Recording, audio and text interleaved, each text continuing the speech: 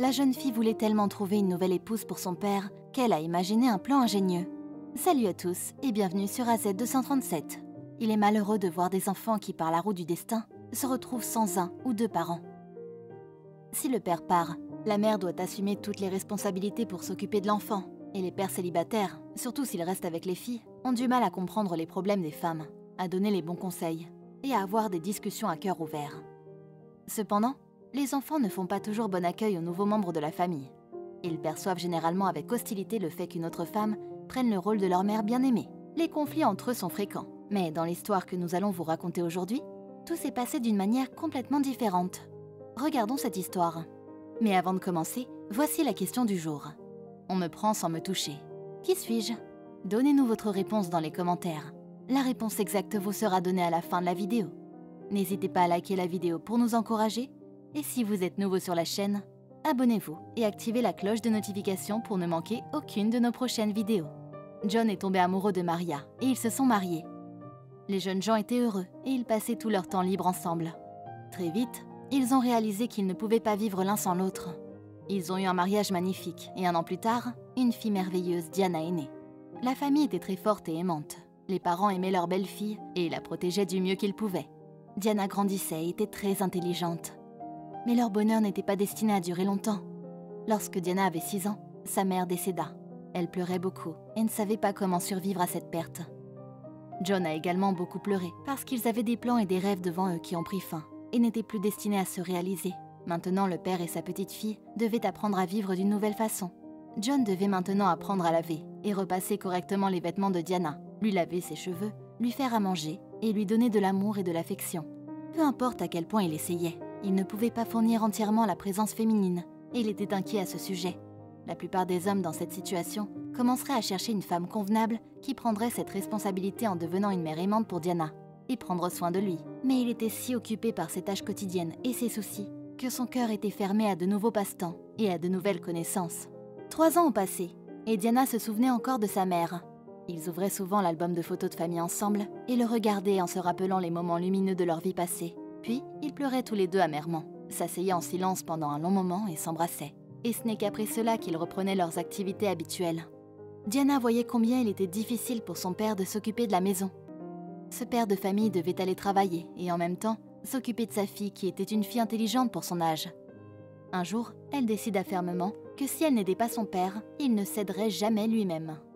Un jour, pendant qu'il était au travail, Diana ouvrit son ordinateur portable et consulta un nouveau site de rencontre. Elle avait entendu avant qu'il y avait de tels sites où on pourrait rencontrer des gens et commencer une relation. Mais elle le voyait elle-même pour la première fois. Il était plein de photographies colorées de femmes qui étaient jolies et aussi moins jolies. Il y en avait tellement ce jour-là. Et elle était même un peu confuse au début et voulait en sortir. Mais elle s'est ensuite souvenue des yeux tristes de son père solitaire. Elle s'est souvenue de sa décision et a appuyé sur le bouton d'enregistrement. Elle connaissait par cœur toutes les données de base de son père. Il n'a donc pas été difficile pour elle de compléter l'enregistrement. Elle a ajouté certaines de ses photos qu'elle a trouvées sur l'ordinateur et a écrit une belle histoire de sa vie. Elle n'a pas essayé d'embellir quoi que ce soit. Elle a tout écrit clairement et précisément. Après cela, elle a commencé sa longue recherche d'une candidate appropriée. Chaque jour, dès que son père quittait la maison, elle se précipitait vers l'ordinateur pour lire et répondre aux nouveaux messages. Beaucoup de femmes étaient intéressées par John, mais Diana n'aimait aucune d'entre elles. Elle cherchait une femme spéciale qui pourrait non seulement devenir une compagne digne pour son père, mais aussi une bonne mère pour elle.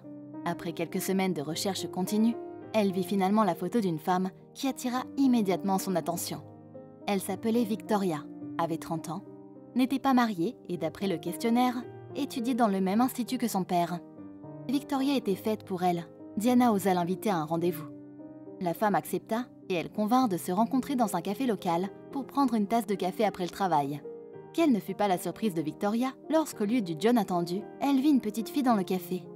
Elle pensa d'abord qu'il n'était tout simplement pas venu, mais Diana prit très vite la situation en main.